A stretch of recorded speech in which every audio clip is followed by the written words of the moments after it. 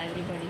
सबसे पहले मैं तारा सारा काम मेरे यूट्यूब चैनल मिसेज डुल रीजनिंग स्टडी पर आपका स्वागत करती हूँ। उसके बाद मैं आपसे बताना चाहूँगी कि मैं मेरे चैनल पर जो वीडियोज़ होती हैं वो सभी स्टडी के रिगार्डिंग ही डालती हूँ।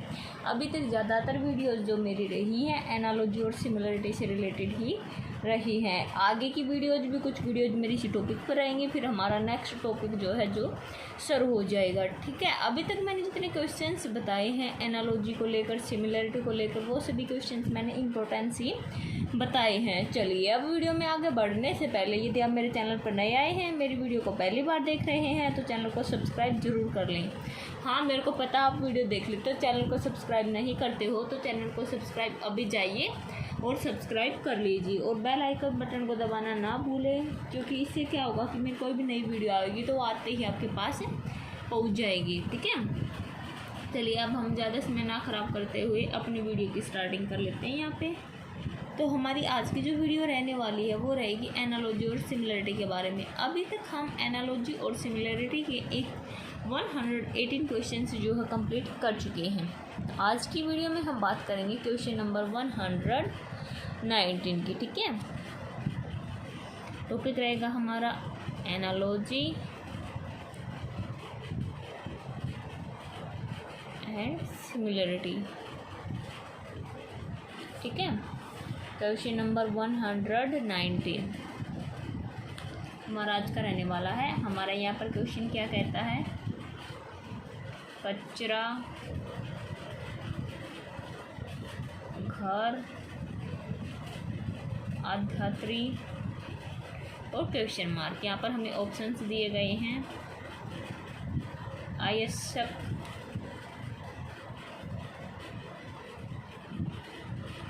औसत,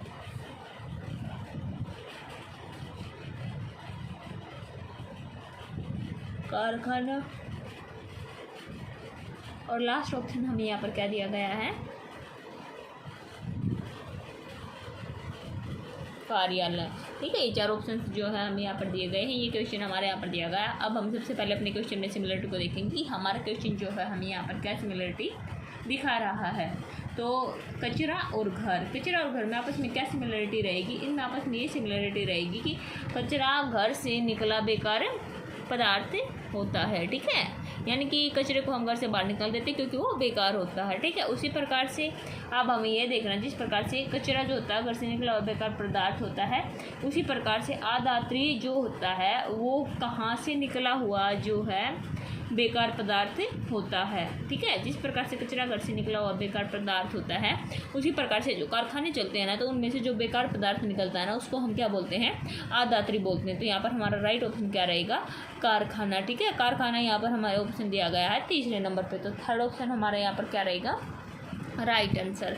first is wrong, second is wrong, third is right, fourth is wrong answer. ठीक है, समझ में आया। चलिए अब हम बात कर लेते हैं हमारे क्वेश्चन की इंपॉर्टेंस के बारे में कि यह क्वेश्चन जो है हमारे लिए इम्पोर्टेंट क्यों है।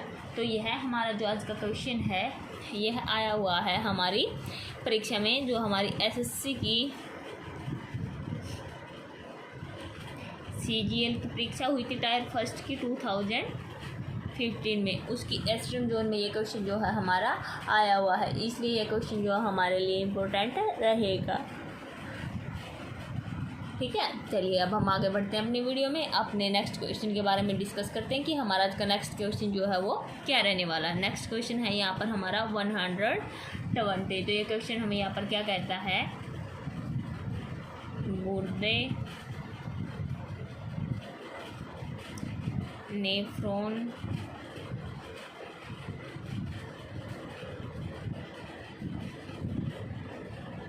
केंद्रीय तंत्रिका तंत्र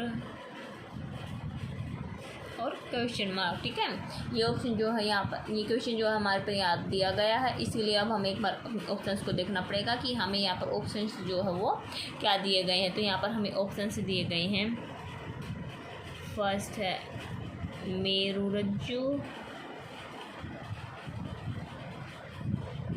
सेकंड दिया गया है पर मस्तिष्क और थर्ड दिया गया है मस्तिष्क और फोर्थ ऑप्शन हमें दिया गया है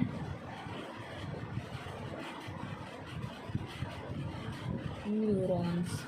ठीक है, ये 4 ऑप्शन हमें यहाँ पर दिए गए हैं और यहाँ पर हमें ये क्वेश्चन जो है दिया गया है। अब हमें सबसे पहले क्या करना है, यहाँ पर अपनी क्वेश्चन की सिमिलरिटी जो है हमें उसको देखना कि हमारे क्वेश्चन में जो यहाँ पर हमें वो सिमिलरिटी क्या दी गई है। तो गुर्दे और नेफ्रॉन, गुर्दे और नेफ्रॉन में आपस में क्या सिमिलरिटी होती है, यानी कि गुर्दा जो होता है ना उसकी संरचनात्मक और जो कार्यशील इकाई होती है ना उसको हम क्या बोलते हैं, नेफ्रॉन बोलते हैं, उसकी संरचनात्मक इकाई को। ठीक है, उसी प्रकार से अब हमें ये देखना है कि केंद्रीय तंत्रिका तंत्र जो होता है ना उसकी इकाई को हम क्या बोलते हैं।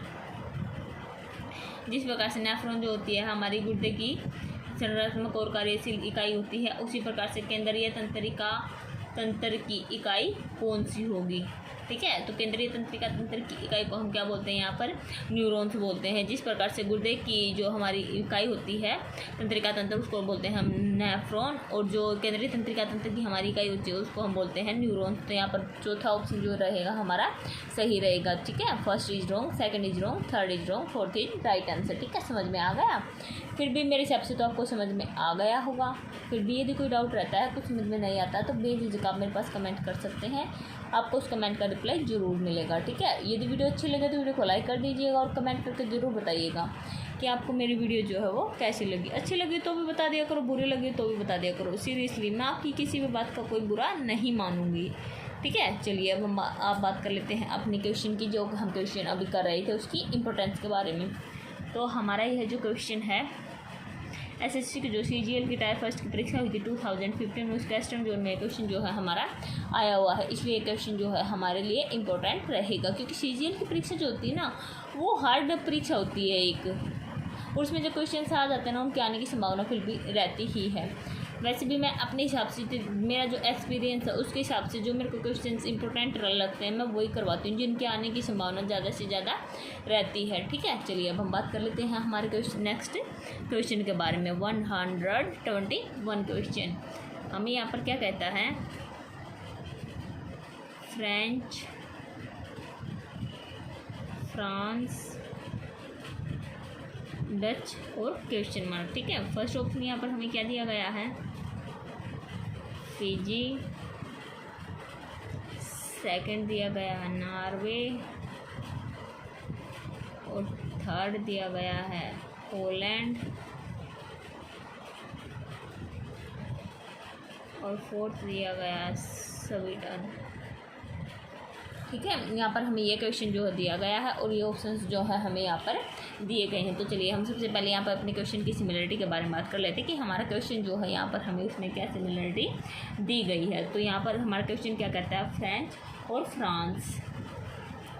फ्रेंच और फ्रांस में आपस में क्या सिमिलरिटी होती है कि जो हमारे फ्रांस के लोग होते हैं यानी कि निवासी होते हैं उनको क्या कहा जाता है, फ्रेंच कहा जाता है। उसी प्रकार से अब हमें ये देखना कि डच जो होते हैं उनको कहाँ के निवासियों को कहा जाता है। तो डच हम हॉलैंड के निवासियों को कहते हैं। हॉलैंड यहाँ पर हमें ऑप्शन दिया गया है, हाँ तीसरा ऑप्शन जो है हमारा हॉलैंड दिया गया है। तो सही ऑप्शन हमारे पर यहाँ पर क्या रहेगा, तीसरा रहेगा। ठीक है, तो first is wrong, second is wrong, third is right, fourth is wrong answer. ठीक है, समझ में आया, मेरे हिसाब से आपको समझ में आ ही गया होगा क्योंकि मैं अपनी तरफ से पूरी कोशिश करती हूँ कि आपको जो चीज़ मैं बताऊँ वो अच्छे से समझ में आ जाए। ठीक है, चलिए अब हम ज़्यादा टाइम न ख़राब करते हुए अपनी वीडियो की आगे बढ़ाते हैं। और यदि मैं एक बात आपसे बोलना चाहूँगी, आप मेरे चैनल पर नए आए हैं, मेरी वीडियो को पहली बार देख रहे हैं तो चैनल को सब्सक्राइब ज़रूर कर लें और कमेंट करके ज़रूर बताएं कि आपको ये वीडियो कैसी लगी है। ठीक है, चलिए अब हम बात कर लेते हैं यहाँ पर अपनी क्वेश्चन की इम्पोर्टेंस के बारे में कि ये क्वेश्चन जो है हमारा इम्पोर्टेंट क्यों है।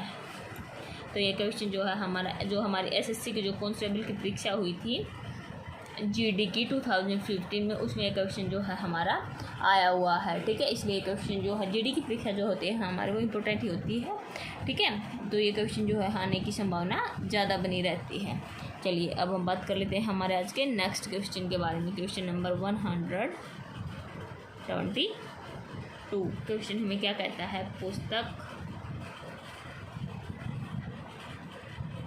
पुस्तकालय,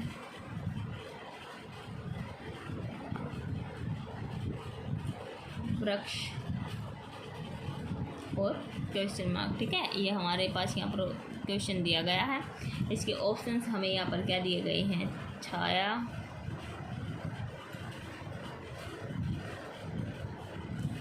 फल,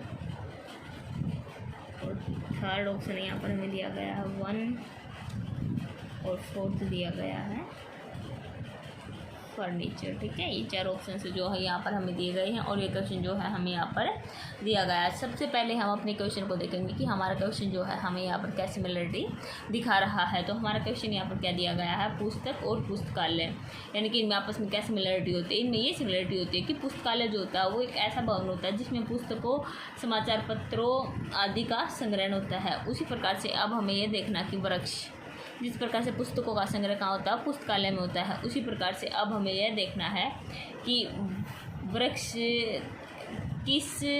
कहाँ पर जो है, जिस प्रकार से पुस्तकालय जो होता है वह एक ऐसा भवन होता है जिसमें पुस्तकों आदि का संग्रह होता है। उसी प्रकार से अब हमें यह देखना कि वृक्षों का जहाँ संग्रह होता है या जहाँ पर ज़्यादा वृक्ष होते हैं उस क्षेत्र को हम क्या कहेंगे, यानी कि उस क्षेत्र को हम वन बोलेंगे, क्योंकि वन में जो होता है अनेक वृक्ष होते हैं। जिस प्रकार से पुस्तकालय में अनेक पुस्तकें होती हैं उसी प्रकार से वन में अनेकों वृक्ष होते हैं। तो यहाँ पर सिमिलरिटी हमें किस ऑप्शन में दी गई है, तीसरे ऑप्शन में। तो तीसरा ऑप्शन जो यहाँ पर सही रहेगा। ठीक है, first is wrong, second is wrong, third is right, fourth is wrong answer. ठीक है, समझ में आया। चलिए अब हम बात कर लेते हैं हमारे आज के इस क्वेश्चन की इंपॉर्टेंस के बारे में। तो ये क्वेश्चन जो है हमारा एसएससी की जो हमारे कांस्टेबल की परीक्षा हुई थी जीडी की 2015 में, उसमें क्वेश्चन जो है हमारा आया हुआ है, इसलिए क्वेश्चन जो है हमारे लिए इम्पोर्टेंट रहेगा। ठीक है, चलिए अब हम बात कर लेते हैं हमारे आज के नेक्स्ट क्वेश्चन के बारे में। तो हमारा नेक्स्ट क्वेश्चन यहाँ पर क्या रहेगा,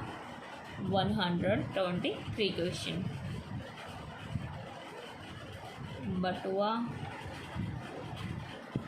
धन, लिफाफा और क्वेश्चन मार्क। ठीक है, यहाँ पर हमें ऑप्शंस क्या दिए गए हैं, फर्स्ट दिया गया है गोंद, सेकंड दिया गया है डाकघर, थर्ड दिया गया है सूटकेस,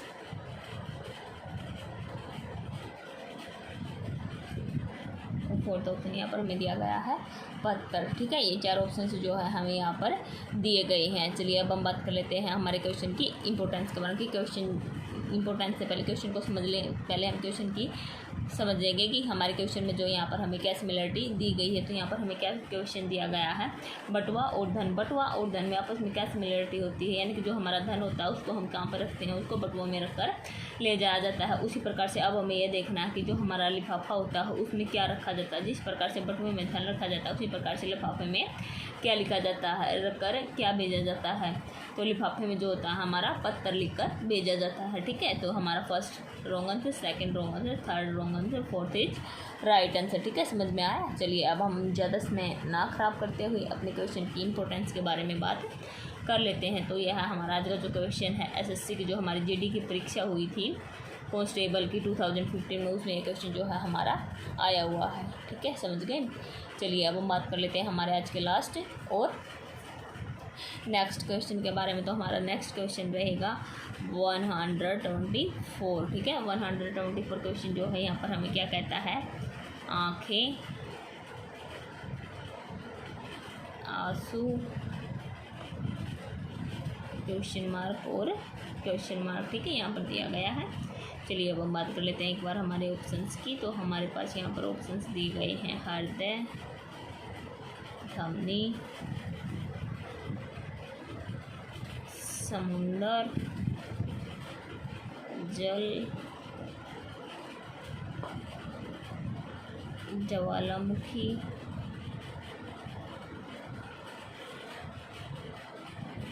लावा, तो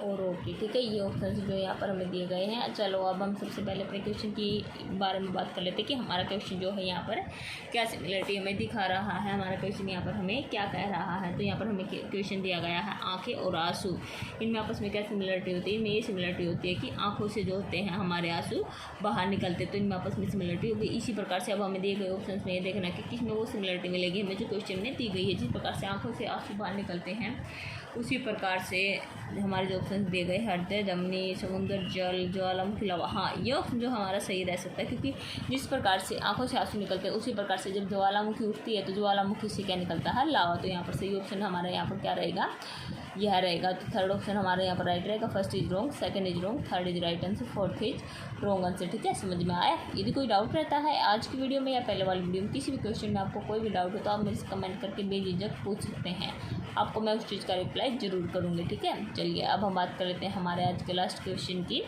इम्पोर्टेंस के बारे में। तो हमारा आज का जो लास्ट क्वेश्चन है 124, तो उसकी इम्पोर्टेंस के बारे में यदि हम बात करें तो ये क्वेश्चन जो है हमारा SSC की जो CHSL की जो हमारे प्लस टू लेवल पर परीक्षा हुई थी, और जो LDC और CDEO की हमारी जो परीक्षा हुई थी, और PASA की जो 2015 में हमारी परीक्षा हुई थी, उन परीक्षा में ये क्वेश्चन जो है हमारा आया हुआ है। इसलिए ये क्वेश्चन जो है बहुत वेरी इंपॉर्टेंट क्वेश्चन रहेगा, क्योंकि ये इतनी परीक्षा में अभी तक आ सकता है, तो किसी भी परीक्षा में आने की इसकी संभावना बहुत ज़्यादा है। चलिए अब इसी क्वेश्चन के साथ हमारी वीडियो की एंडिंग होती है। आज मैंने ये सभी क्वेश्चन आपको बताए हैं। ठीक है, यदि कुछ भी समझ में ना आया है, कोई डाउट रहता है, तो आप मेरे से बेझिझक कमेंट करके पूछ सकते हैं, आपको उस चीज़ का रिप्लाई ज़रूर मिलेगा।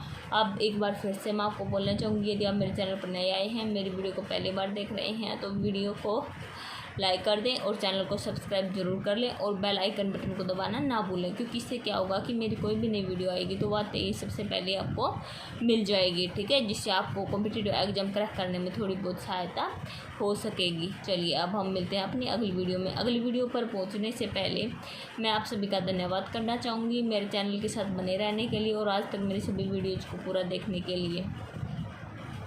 चलिए मिलते हैं अब अगली वीडियो में। धन्यवाद।